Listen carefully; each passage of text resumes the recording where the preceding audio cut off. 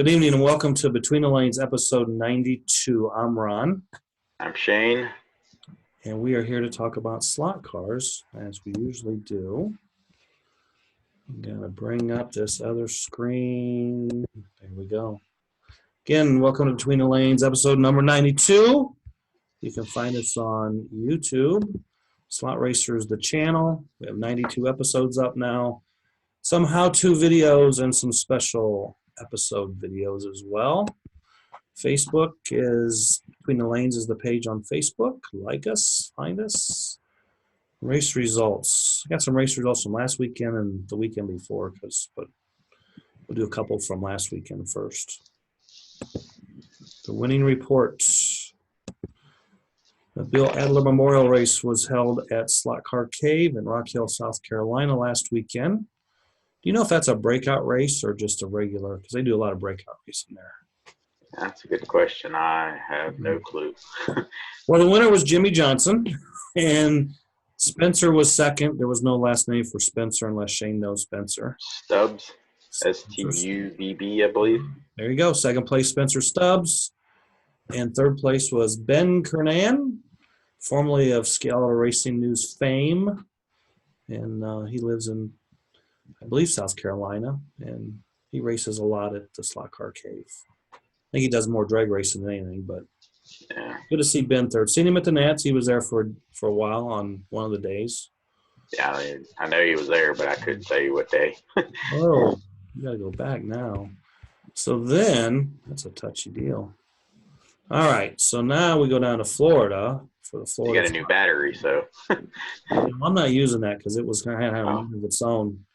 Florida Slot Car Series was at P1 Raceway, and in the NASCAR class, Dale King was the winner, Marcos Ramos second, and Carl Peters was third.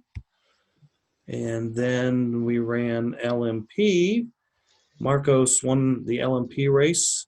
Tim Raskin was second, and Terry Tawney third. And in GTP, Marcus was the winner in GTP, and Terry Tawney was second, and Dale King was third in GTP. And then starting today, we're taping this on Tuesday, was the start of the 2019 WinCar Worlds at the Slot Cars Are Us, the track, White House, Tennessee, America's fastest king track. So the World started today, but they ran a couple, I guess, preliminary races last Saturday. And they ran a Group F race, and Paul Pedersen was the winner. I'm not so sure who was second or third because I didn't see any results. I think they only had like 4 or 5 cars. So, and then they ran a C12 race, Cobalt 12 race, which Bill Skinner won.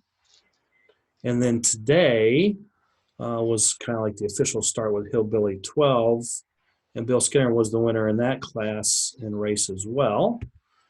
And now you can't really see that, but Bill Skinner was first.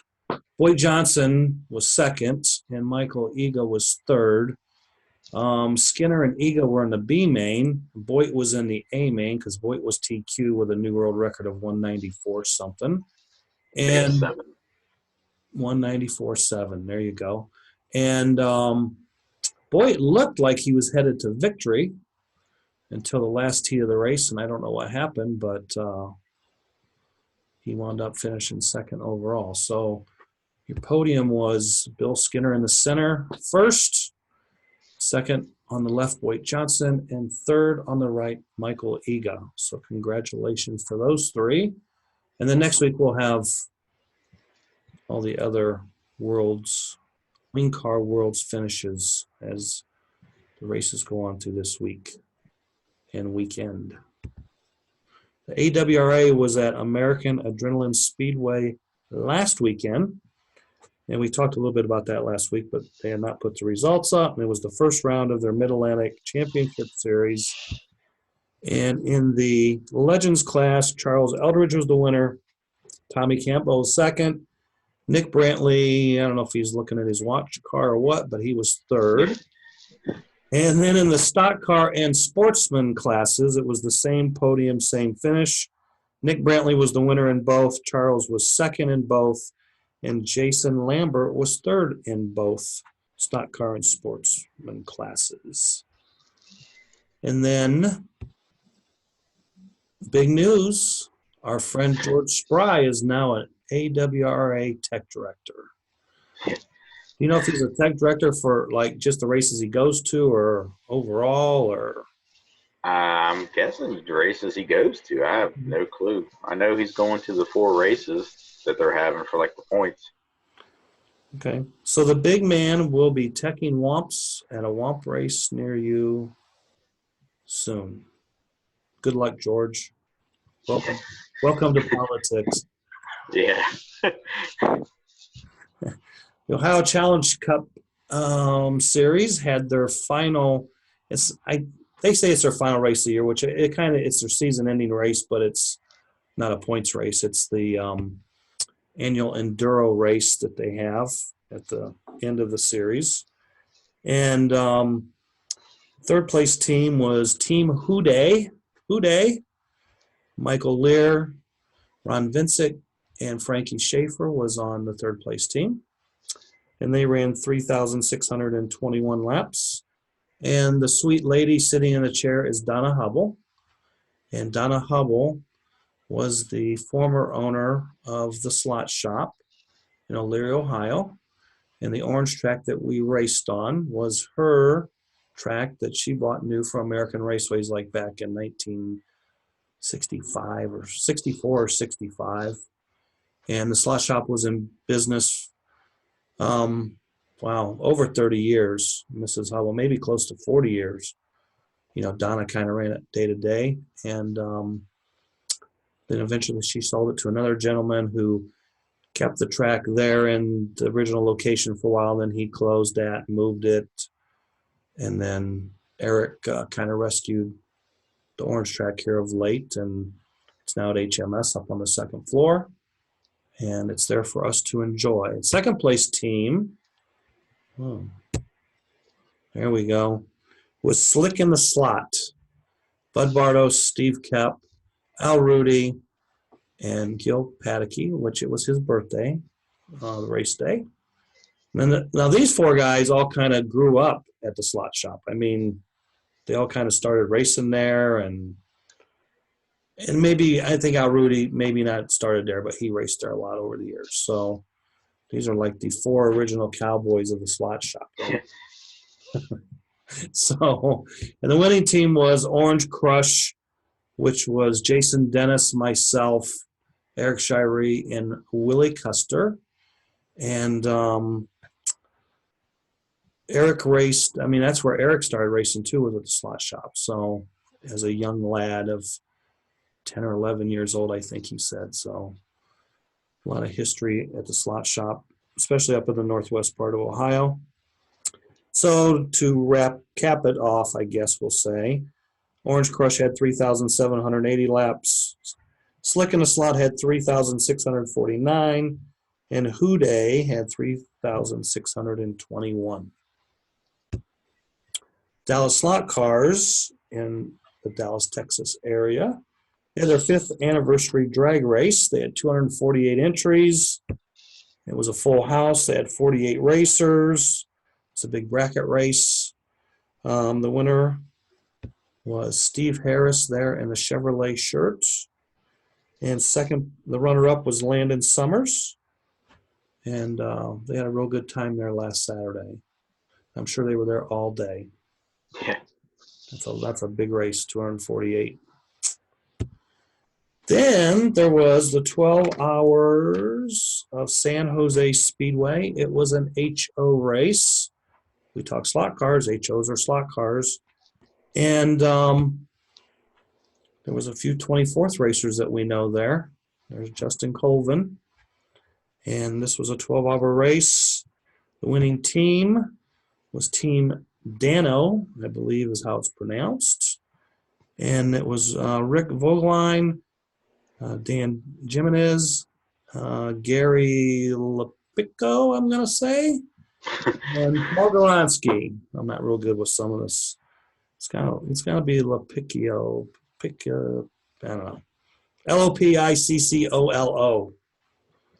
I know there's a piccolo in there somewhere. So, But those were the winners of the 12 hours of San Jose Speedway.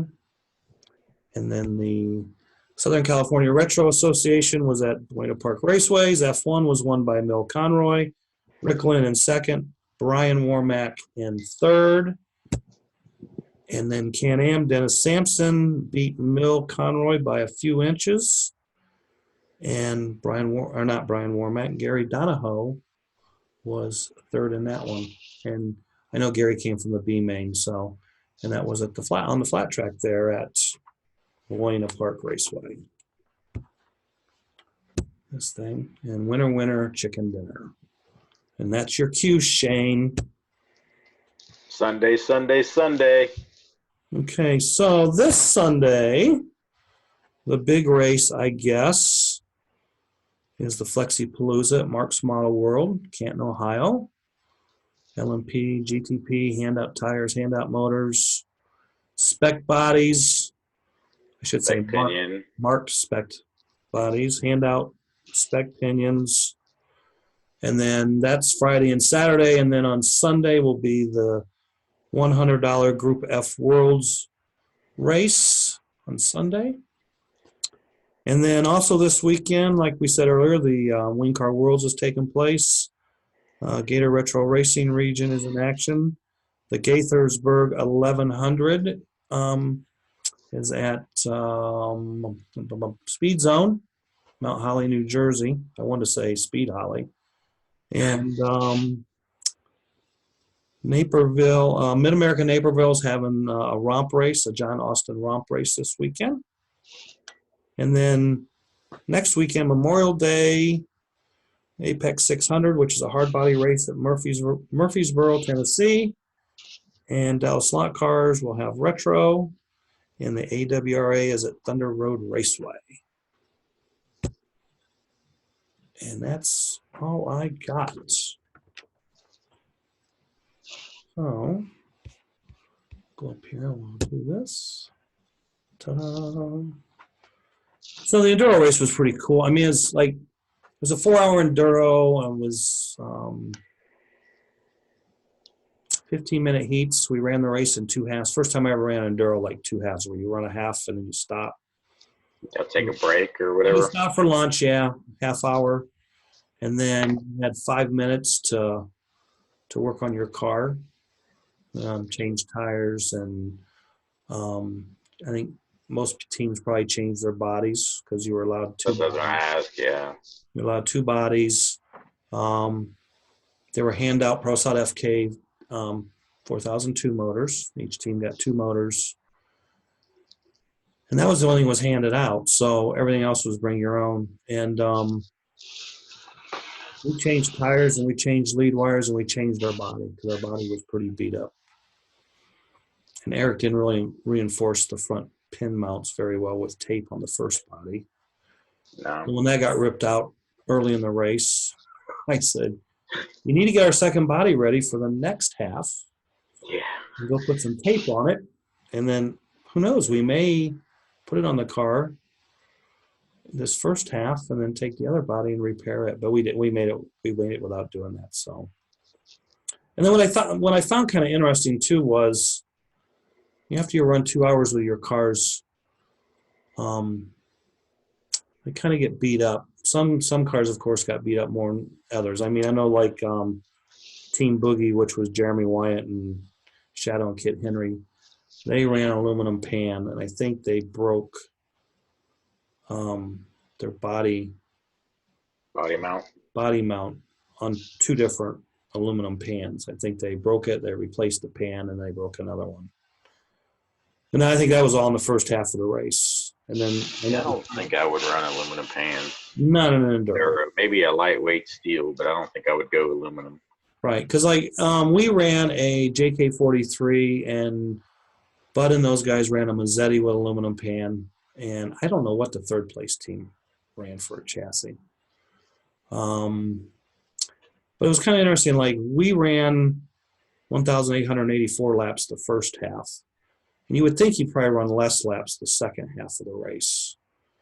But we ran 1,896 in the second half. But we went to a little bit softer tire for the second half because I thought the track was kind of getting loose when I ran, because I ran red and white, and I ran the 6th and 7th heat, and I didn't feel red was, or the car was as bitey or hooked up in the race as it had been in practice. So I told Eric during exchange, I said, well, why don't you put on a little bit softer tire? Right. And we did like 1 or 2 points softer, and he went faster. I think we all went faster on the lanes than we had the first half, and we ran more laps. So that was good. Slick in the Slot, they ran 18:09 the first half and 18:40 the second. Houday, they were kind of the big jump. They went 17:88 in the first half and 18:33 in the second half. And then the team Darkside, which was Justin Porter's team, and Jeff Hennis, and I think Brian Lear, they ran 17:12 the first half, and they ran 17:12 the second half. I mean, That's the thing, is I wish I would have kept track of, like, whenever me and Bobby ran the Enduro at Randy's. I know after the first stint there was a lap difference between Bobby and myself, and then it was Walker and Carl. I don't remember what we ran the first half. I just remember there was a lap difference, and then the second half they had problems, and that's when we kind of stretched it out. Right, and then a Michigan Mafia, which was Richard T. and Bob Foster and David Costa, they ran 16:78, and then they ran 17:81 in the second half. They picked it up. Team Boogie didn't. They did 16:40 the first half and 15:08 the second half. But got a little rough. Well, when they started the second half, they changed. They not only they changed bodies, they changed body styles. And the body style they changed to was really loose compared to the first. And it was one of those deals, like I told Jeremy, I said, is it the body or is it your tires? I mean, your car is way looser than it has been all day. Right. Because I don't know, I'm thinking it's the body. So they went and put the other body back on it, and the car was still loose, but not as loose as it was. So it was probably a combination of tires and body. Where was it we were at where people had, like, the bodies hanging below the pan? Was that the FNRS race at Randy's? Yeah, I'm trying to think where that was now. Yeah, where they. Yeah, we kept telling the guys, your car's fine. You just got like 3 or 4 millimeters of body hanging out, and it's holding. Yeah. Yeah, I think that's where that was. It's amazing how well your car, or how much better it hooks up when the body's not hanging below the pans. Yeah. I've made a mistake before, just being in a rush and just overlooked. Oh, yeah. You know? Well, sometimes like, why is this thing doing this? It wasn't doing it with the old body. Then I'm looking at a new body. It's like, oh, that's good. Well, then sometimes you, it looks good on the tech block, and it, in practice it runs good. But then in the race, when the rubber comes up on the track, then sometimes the bodies, you can see where it's hitting the rubber, picking up the rubber. So sometimes you got to trim as the race goes on. So I always notice on mine, it's usually the rear. For some reason, it's usually the rear pinholes. Outside donut? No, it's usually both sides, and it's. I've got a little bit of tape for my reinforcement. Yeah, it's kind of on the edge. Snip, yeah. Yep. So I have the same one, and then sometimes on the front nose pieces where the car is kind of leaning in the turn. Yeah, well, because I know, like, after, when you pin your body and everything, and you put the tape on it, and you put the tape on, and you fold it up and under and to the back side. You've got that, whatever the thickness of tape is hanging down over the body, So I hate to always cut that off, because then if the car gets hit, that could, body could pull through the pins easier, because you've cut off the tape down there. Yeah. So you've lost your webbing of the tape. So thing I noticed, like when I take my bodies, Bobby actually brought it to my attention. It was I used to sometimes run the tape up and down. Right. And he's like, that defeats the purpose because the strings are going. He's like, so you're just relying on tape. He's like, run it sideways. Well, that's like on the one video I show. You can buy tape that's the crisscross tape. Yeah. Okay. Or you can make your own. And what I do is I'll put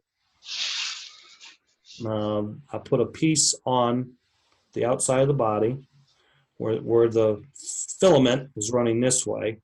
Right. Cut that flush with the bottom of the body. Then I'll put on my piece that I put on outside the body and wrap around to the inside of the body with the filament running the other way. So I've got the crisscross between the two pieces. Yep. So I always do that on my front. I don't really do that on my back body mounts because I don't think I've ever. I have the body mount out. Yeah, I have the body armor back there, so it's just a piece of tape. The outside. I'll wrap it around too, but Yeah. don't really need to. But I just out of habit do it. So, but the front, I definitely do the crisscross. Definitely. So, you can make your own crisscross tape by just taking two pieces. Yeah, I got it. I would show it. It's all packed up. All packed up. Yep. Well, a couple more things to pack up and pack my bag, and that's why we're taping early because Shane's leaving. Well, Wednesday night to go to Bobby's, and then morning I'll leave, or Wednesday afternoon. I got a couple errands to run. Then he heads to Bobby's, and then they head north on Thursday morning, I guess. Yeah, we'll probably get on the road, say no later than 6, just to beat some of the early morning traffic and stuff. We're shooting to be at Mark's by probably no later than 2. So I think Chris Radish is going to meet us there. So I've messaged him. Can I talk to him? I don't think he was signed up. And then me and him got to talking.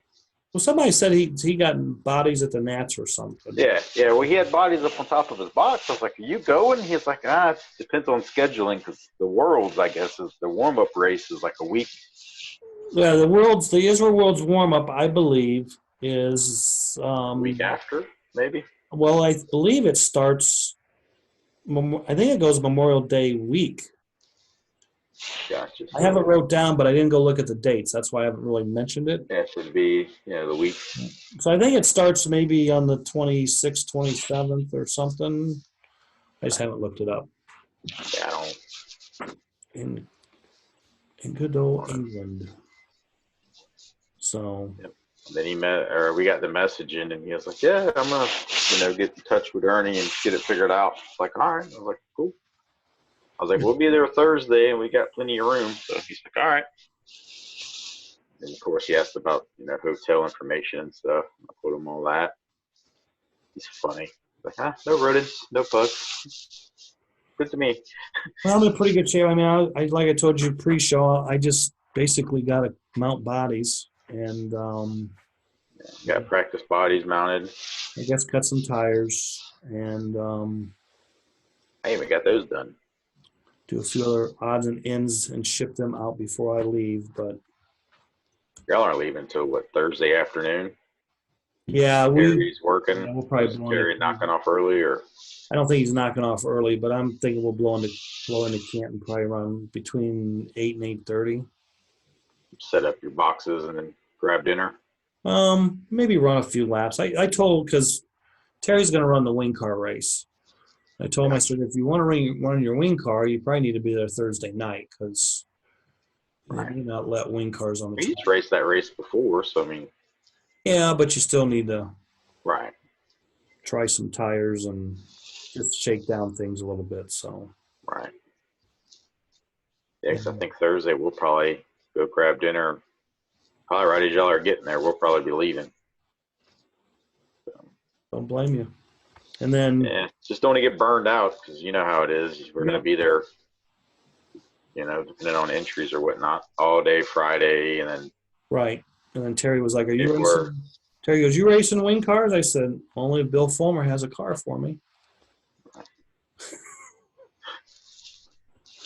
So I will not be I'm not planning on Saturday. racing. But if Bill has a car, I would be more than honored to run his car again this year. I got second last year. It was a pretty good ride. So I was asked, "You running wing cars?" Like, I'm retired. yeah, I'm I kind had my go for about 3 or 4 months, getting ready for Division One Nats, and then I was like, I'm good. yep. Get a good night's sleep, and then 7 hours back to Bobby's, and then 3.5 hours from Bobby's to my house. And then I have Monday off, so probably all I'll plan on doing Monday is sleeping. Yeah, we'll probably get home Sunday, probably between 8 and 9 p.m. I would imagine. Nick's the only thing runs Sunday is the WinCar race. Yep. He generally has what, It's usually high 2. side 12, bottom side, or Well, see, last I year, should say bottom 12, most 20. I think last year they must have had 17 because I was ninth fastest, and I had my choice of running the A main or B main. So I could have had first pick in the B main and made that a 9-man race, or I could have been in the A main and got last pick. And I decided I would run in the A main. Just take what they gave you. Yeah, I don't know if it made. I don't. You know what? Overall, I don't know if it made any difference or not. I mean, so. I know the track's clean and glued up. And I got to Ready give, for the food. I got to give a shout out while I think about it. Dave Reed, who had the orange track that Eric got it from. Yeah, I met Dave. Yeah. He posted on Facebook that he had some kind of internal leakage and was headed to the hospital. So, and condolences to John Miller, whose mother passed away last weekend. And, kind of and then it was his birthday, like the day after. I mean, it's so bittersweet, like Yeah. your mother and then the next day is your birthday. Wow. So hang in there, John. And other than that, I don't know much. Yeah, I'm wrapping up all my racing for the year, other than small local stuff. Yeah, I'll race this. I got I'll race this weekend and won't race again until the Dave Gearing race at Thaser. I'll race this, and then the next one will be a turn and burn mad fast race in That June. first weekend of June, yeah. And then I think in July, my birthday is in July, and I think I'm finally going to actually take a vacation. Woo! Yeah. Everyone's like, oh, you take vacations all the time. It's like, I don't really consider going to a slot car race vacation. That's work, Yep. and stuff. I've honestly never just said, hey, I'm going here for vacation and go sightseeing and do this and do that and everything else. Every time I've ever took any time off, it's always been racing or other things, Yep. I'm with you. It's like everyone's like, oh, go to the beach. It's like 20 I know minutes the from the drill. beach. Oh, okay. So last week we talked about race formats, and I had thought about this and I forgot to mention it on the show, but It's blowing on my face. like in the challenge back in the old days of the Challenge Cup series that Parma used to sponsor and put on, and I would go around the country and do those races, not race, but go basically race direct and Right. do the event. So back then what we did was we would run, okay, say you had 24 guys and you would qualify them and you would put them in the A, B, and C main according to their qualifying time. And you'd run those mains, and then when those mains were done, then you would take the 8 racers with the highest lap totals, right, and then run them in the main event, as we called it. right.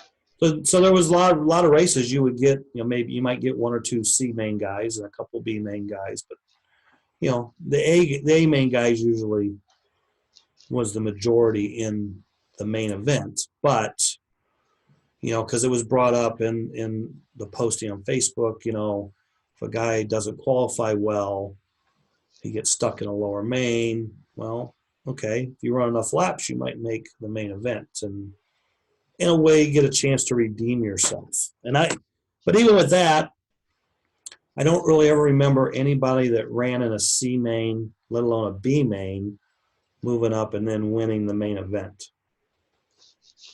I mean, they wound up finishing higher overall, and they usually ran more lap total because they got up into a cleaner main. But yeah, one of the races I can remember when I first started traveling with Mid-South, you would draw chips out of a bag. You had A and B, A main and B main. And then they would take the top 4, and it was a dirt late model race in Myrtle Beach. I finished 4th, barely made the cut. So I was in the big show. Made the big show, and you won the big show. They were like, all right, you got, 10, 15 minutes. Cars got to be on the line. We're going to take them on the line. Right. And then I was just looking at the car, and it's like, well, I could do this and this. The body was fine, and everything else. And all. It was back when we ran the champion chassis, 4-inch champion chassis. Right. So I spin it a little bit, and I was like, well, I'll put a guide spacer underneath the guide tongue. I could probably take that out. And I took that out and cleaned it up, didn't change the motor, nothing like that, and put fresh tires on it, had it up to the line in time, and teched it in, and I ended up winning. And they were like, you barely make the show to win the show. Yeah. Okay. Well, I made the right adjustments, Like I always say, qualifying and racing is two different things. So, yeah. So that's just another option that raceways or series can do is run your mains as qualifying mains and take the top 8 lap totals and put them in the main event. So that'd be cool too. After this year, since it'll be the second year of the Flexipalooza, if Ernie kind of had a ranking, kind of like they do Israel. Yeah, right. For all of us, Yeah, he could do something if he wanted to. It'd be kind of neat just to keep track of it, Right. He could do that. I guess me and Walker would be tied right now. Yeah. As far as points or whatever. Yeah, I mean, if he used last year because we were the coach. Yeah, I mean, you'd obviously have to do it after this year, but who knows? It could be the same this year. Right. And have like the Palooza side of it, and then have like the flat side of it. Right. So. Yep. We'll talk to him. That might be my annual trip to Chicago. I'm still kind of iffy on that, just with it being so close to Thanksgiving. Right. Right. I think it's the week before, the week after. I gotta look. It's the week before. Week before. Yeah. Or the weekend. Yeah, the weekend before. Yeah, you would go up there, fly back on Sunday, and then Thanksgiving's on Thursday. Gotcha. So I think it's the 23rd. But there's talk it might be at Bloomington instead of Naperville, so I don't know. Right. How far is that from the airport? About an hour and a half? Well, Bloomington's like 2 hours south of Chicago, and I really don't know where you would fly into close to. I mean, the only thing I could do is fly in a day early and just stay with Roger. Right. Still, it's 2 hours. Try. Yeah, I don't know. So I don't know if that's going to happen, but there was some talk about that. I think when we were at the Nats, I think Ernie said something about it. So maybe it'll get solved this week. I guess there was some concern about the LTD track at Rogers, but Roger said Gary Gurney was coming in to work on it again. So Nick saying he's already been once and worked on it. Yeah, I guess there's just one spot that's still funky. The runway where cars still lift off. The hump was? No, okay, so yeah, the hump under the bridge. I mean, since Gary's redone it, I ran LMP cars on there with Hawk 7 motors. Right. And didn't have a problem launching. Well, you ran my car when we were up there for the Fiesta. Right. You were like, your car's fine. Right. And the only car I seen launch on it ever since Girding fixed it last time was a JRL car. And in my opinion, the driver was letting up too early. like stopping like in the spray glue zone, and it popped the car out. It wasn't like Right. the car launched. He let up too early, and it just popped and went straight. So, and I told him, I said, drive that thing in deeper, and he did, and it would go. But I don't. It was like out of his comfort zone because he wasn't used to punching the car, holding the car wide open that long. Right. Yeah. It's like he was used to racing out before. We had let up early to try not to launch. Right. But I've run hard bodies, but hard bodies weigh so much too. I mean, it's hard. I mean, if you got a 200 some gram car launching on that thing, it's not the track. That's probably something to do with the car. But in my opinion, I remember one of Randy's. someone will say, "No, you're wrong," but yeah, he glued the track a little differently, and it was the same. His track was weird because like there was a lot of glue, so your car would bog, and then there was a lap counter, and then it was the donut. Yeah, that's. Well, I think what the problem is the LTD. I think it's out on red when you. I mean, you got the straightaway. You've got like you go through the S section, or you go down the radius turn, and you go out. And you got that. Yeah, I'm trying to remember in my head. 180 and the short shoot to the main straightaway. I think it's that 180 out there on red. It kind of like drops off or something. Gotcha. If you hit it right, it's not a problem. But if you're off a little bit, you're going thunk into the wall. Yeah, whenever I was there, I ran a bunch of laps in the middle lanes just to get, because I never ran on the flat track, And then I think whenever the race started, me and Scott Morgan had a good race going. And then I was like a lap or maybe 2 laps ahead on him. And I told him, I was like, dude, you got this race won. Don't worry about it. He's like, you got 2 laps on me. I was like, wait till I get to that end, bud. I was like, he's like, yeah. And I was like, yep. We got down there and he was like, wow, you weren't lying. I was like, I have no reason to lie. I was like, that's the tricky part that I didn't practice like I should have, but I was having fun. Yeah, LTD is a fun track. I mean, it's a cool rhythm. Faster than what you think it is. Right. So I don't know. Maybe we'll find out this weekend where it's going to be held, but there was talk of moving it to Bloomington and running on the Monster. So I don't know. I was bringing the Monster back to Chicago. No, that ain't going to happen. I don't think that's going to happen. So, all right. Well, that's all I got for this week. I'll see you in a couple days. You going to break out the pink shorts? I actually looked for a pair of pink shorts the other night. I could not find them. Got to go to you got a sporting goods place around there? No. Funny story about last time we were at Nothing Mark's. in Andertucky. We were at Mark's the last time. I think me and Bobby got there early and the track wasn't open, and we went to I think there's a Dick's Sporting Goods. Right. And a Target and all that. And we went looking around. We found like pink running shorts. It's like, but I'm not spending $40 for running shorts with a little gag. I was like, nah. Well, I was at Walmart the other night getting some other stuff, and I thought, well, let's just go over there and gander and see if they got some hot pink fluorescent shorts for me to wear for Shane. But gotcha. Yeah. I wouldn't clean shade and all cleaned up the last show, but I got it together for this one. Didn't really say, Shane got it all cleaned up, so. Got my hair cut yesterday. Wake up this morning, go to work, and you have to realize I'm deep south, so 59 degrees is cold. We'll have to see if old 3-time Walker is got his hair. I hope so, because that's either that or he's got it safely tucked underneath the hat. And there used to be a barbershop right next to the raceway. We could have just took him right over there, boom, and had it done. Yeah, because I think there was one time I was there, I think I asked y'all, is that place any good? And they're like, wow, let me go get my hair cut. Yeah, but they're not there anymore, so. Definitely looking forward to it, seeing some old friends that I haven't seen. Yep. It's like a Nats race, just different people, Right. Yeah, it'll be a good time as usual.